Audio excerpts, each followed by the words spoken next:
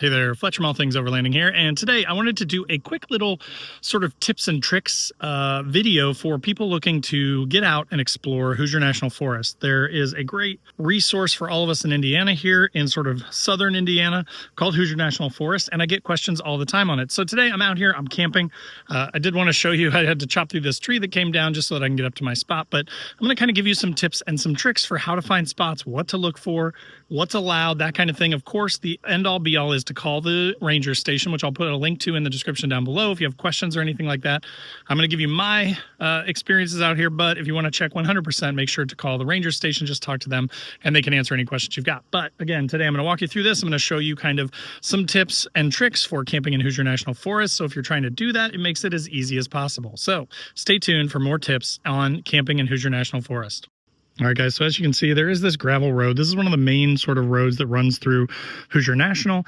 If you are wanting to get started and you don't really know where to start, I would Google or use Google Maps and look for Tower Ridge Road. That is one of the main sort of roads that runs through the northern part of Hoosier National Forest, and there are just spots everywhere off that road. So when you're coming down the gravel road, what you want to look for is the best way to know is there will usually be sort of a brown post that says camping on it at one side or the other of the entrance to a campsite.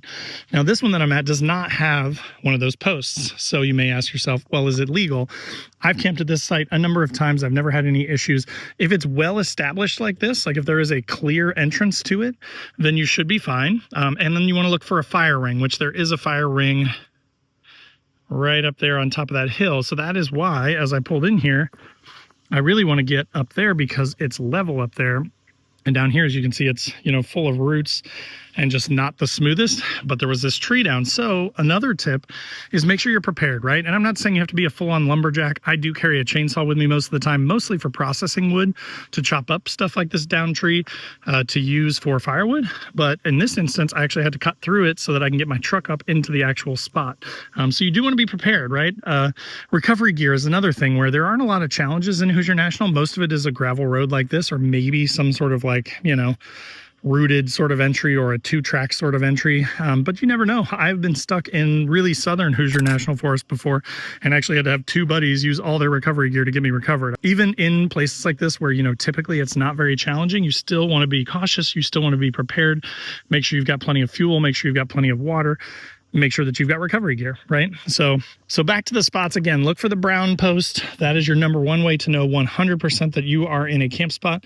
If you don't see one, make sure it's well established. If this was really grown over, if this was sort of a two-track and it had trees leaning down over it and you're scraping through those things, that is probably not a legal camp spot. That is probably something that someone did on their own without the permission of the Forest Service, and they've made their own sort of trail or camping spot back in the woods.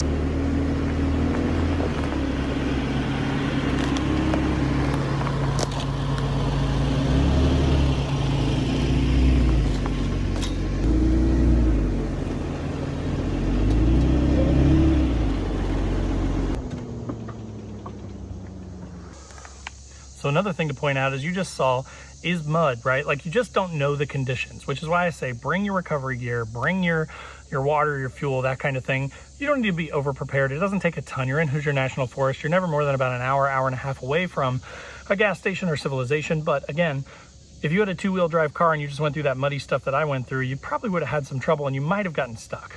I just kicked it into four-wheel drive, walked right up the hill, it's fine. But make sure you're prepared, make sure you've got an appropriate vehicle. And if you see something sketchy, the best thing to do is just turn around or don't deal with it, right? So if this spot was too tricky to get into, just go on to the next one. So just to kind of give you a little bit better idea, this tree was down across sort of this main path up here, right? And as a result, the mud and stuff has sort of caked underneath of it, and water's clearly been sitting here. So this stuff's extremely mucky and sort of clay.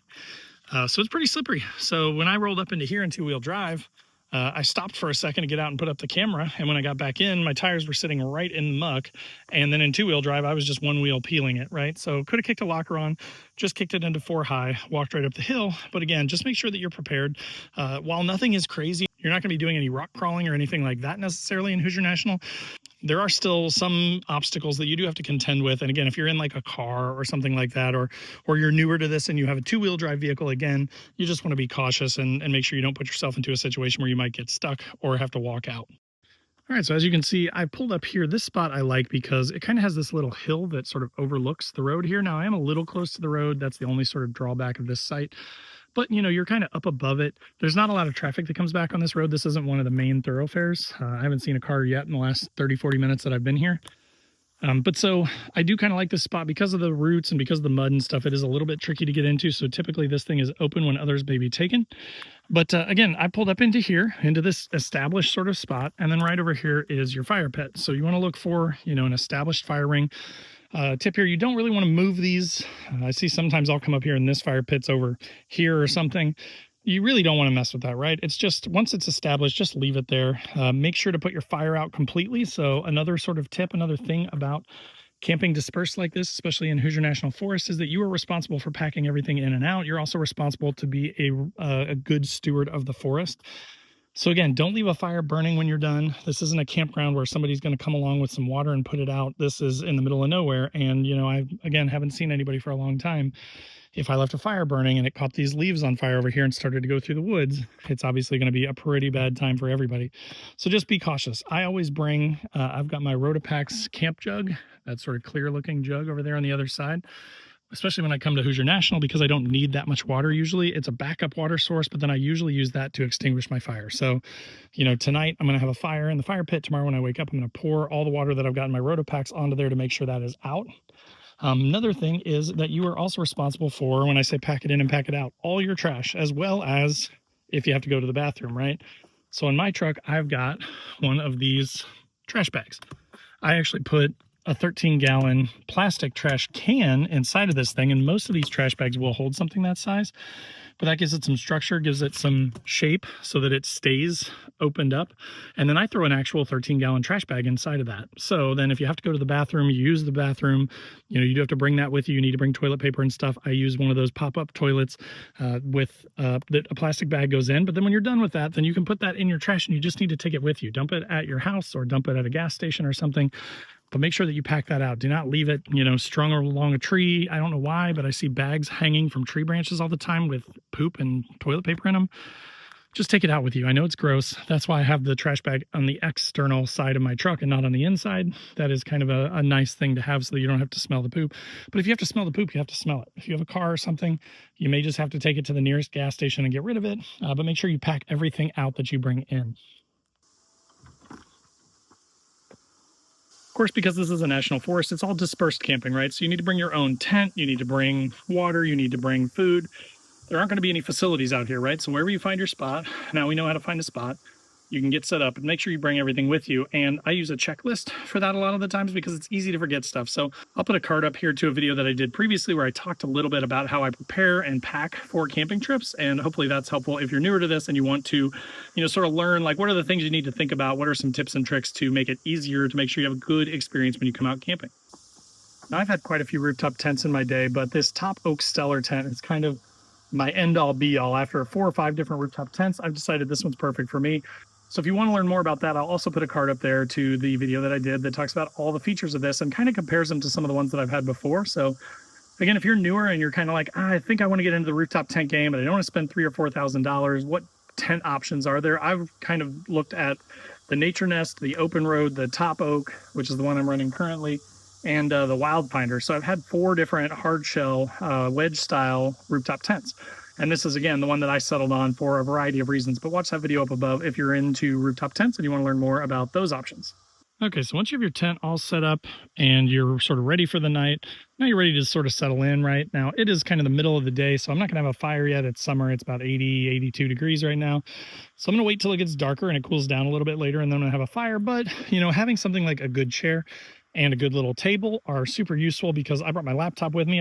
This spot, I get a little bit of reception, so I can actually check on things and edit videos and do stuff like that if I want to, which is really nice.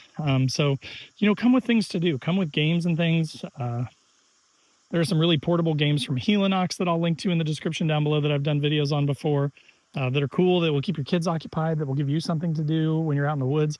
But just enjoy the wilderness, right? Like, just listen to this for a second. I'll shut up and I'll just let you hear kind of what it's like.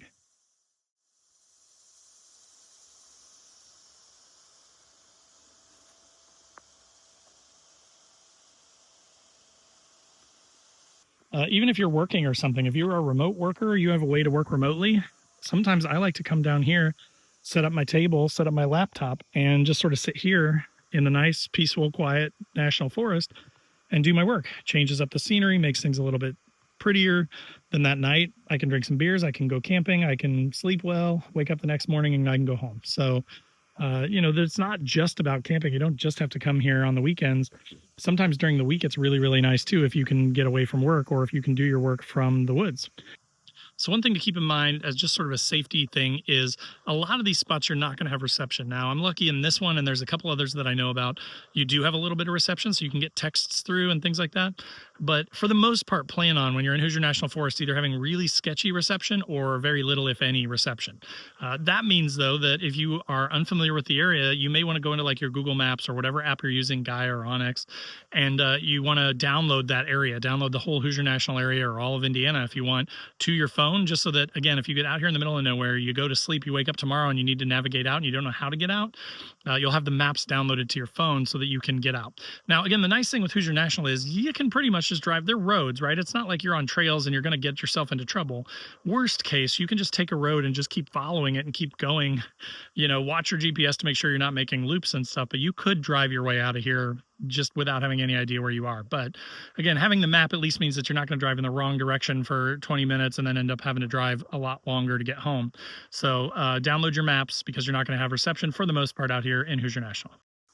So another sort of final tip here to wrap this up is that just like everywhere, this applies to everywhere, not just Hoosier National, but seasonality is a big deal and it makes a big difference. Like right now it's 82. I'm kind of hot. You need something like, I have this little fan that you can clip onto your pants and blow up into your shirt that I'm using to kind of keep cool. If it's winter, it's going to get pretty cold out here. You're going to want something like a diesel heater or at least appropriate clothing and a good sleeping bag. If you're hammock camping, it can go anywhere from like the low single digits to 20s in the winter, and in the summer it could be 90 plus, or it could be 60s or 70s. So, look at the weather before you come, make sure that you're prepared for that. If it's going to be 70 during the day, but then it's going to dip into the 30s, you're going to get cold at night if you're not prepared. So again, this applies to any campground, but especially in Hoosier National Forest because you won't have reception and stuff if you're new to this. Make sure that you look at the weather before you come. Bring a rain jacket if it's going to rain. Bring an awning. Bring something that you can use to protect yourself against the elements. Bug spray is also a plus. I will say there are pretty bad ticks in Hoosier National Forest typically, and I hate ticks, so I want to warn you all against that. Do not let them get on you. The best advice that I've ever had was from a friend of mine who said permethrin. I'll put a link in the description below to the Sawyer stuff that I use. It's fantastic. It's a little on the pricey side. I think a bottle's like $15 or something like that, but the bottle will last so when you spray it on your clothes, you can use them, I think it says about 10 times. So you could wash your clothes 10 times and that permethrin will still be integrated into that fabric. But the permethrin is kind of a nerve agent to the ticks. So if they happen to fall on you and land on your pants that have been treated with permethrin, it sort of freezes them up and they can't move. So they can't get up under your clothes and onto your skin to bite you. If you don't permethrin, you're going to deal a lot more with ticks. You're probably going to find several, if not more, on you the next day. So make sure that you check yourself really good. When you get home, have someone else help check you all over your body, in your hair, your private areas, all that stuff, because these ticks are vicious and they want to bite you. So use permethrin if you can. Permethrin treat all your clothes. Bug spray also helps with that a little bit, not nearly as much as permethrin, but it does reduce the number of ticks that I've had on me just using regular old, DEET bug spray. But the permethrin stuff is really, really effective, so I definitely recommend that. I also treat my tent with that just to keep them. I don't want them on me, but I also don't want to get into a tent that's full of ticks either. So I do treat all the fabric of my tent with the permethrin, probably just once a year in the summer, in the spring when that happens. And then I just let it go through the summer, and then winter there's no ticks anyway, so you don't have to worry about it. All right, guys, so that will do it for my tips and tricks for Hoosier National Forest. I had a guy join the Patreon recently who was asking, where do I go? How do I find a spot? What's legal? What's not? So that's kind of what gave me the idea for this. So thanks, Ben, for that. But yeah, it's great. It's a great resource. At first, I was kind of down on Hoosier National because I'm like, it's just gravel roads. There's no challenge. It's not the Ozarks, right? It's not the Daniel Boone Backcountry Byway in Kentucky. But after then, traveling all over the U.S. for quite a while, there's a lot of states that are just black holes that don't even have a national forest like Hoosier National. So nowadays, I've come to be very thankful for it. I appreciate all the folks that, help keep Hoosier National open. I encourage you guys and girls, if you come out here and you find trash, pick it up. Take it out with you, because there are a lot of locals and stuff that will come and dump whole piles of trash. I've had people leave entire cooler bags full of rotting food, I've had bed springs, mattresses, all kinds of things out here. Whatever you can do to help get rid of it, help haul some of that trash out. Pick it up. If you see a bag of trash that somebody threw out their window, some fast food trash or something, and you get an opportunity and there's no one behind you, stop, pick it up, throw it in your trash can. Just take it with you. All of us working together is what's going to keep this open, right? The Hoosier National folks do their best, but it's a lot of area to cover. So when we're out here, make sure that you do your part to try and help clean it up if you want to keep this resource open for all of us. So anyways, that's just kind of my tip. So I hope that was helpful for you. If it was, make sure to subscribe to this channel. I do a ton of camping content, newbie overlander content. I talk about gear a lot because I love gear. So there's tons of recommendations and just informational videos about different, sleeping bags to rooftop tents to all kinds of things. So definitely consider subscribing to the channel.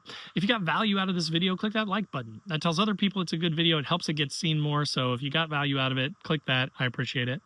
Below this video is also a join button, which is just kind of a passive way to support the channel. It gets you early access to the videos and some other perks. And it's just kind of a nice way to say, hey, thanks for the videos. They were helpful. If you want to be more involved with all things overlanding, we have a 24/7 Discord, and that runs through my paid Patreon. So it starts at like $5 a month. If you want to support the channel and get access to the Discord, make sure to sign up for the Patreon down below. Also below is a link to my website where I've got funny overlanding camping themed patches and stickers, things like don't burn your wiener and it's a hot dog, or all things overlanding patches and stickers, or F people, let's go overlanding. So some of them are a little spicy. It's mostly dad joke stuff, but I enjoy it. So definitely check those out. And then last but not least, there's also a group I run on Facebook called Newbie Overlanders, which is totally free to join. It'll be linked below as well. We've got like 27,000 people in it now, and it's just a great growing group of people. We don't allow bullying and stuff like the big groups, so come in there if you want to get help or if you want to give help to Newbie Overlanders. But that's a great group, and we'd love to have you. So thanks again for watching. Check the links in the description below for all the stuff that I mentioned and showed in the video, and I hope to see you out in Hoosier National Forest. Take care. Thank you.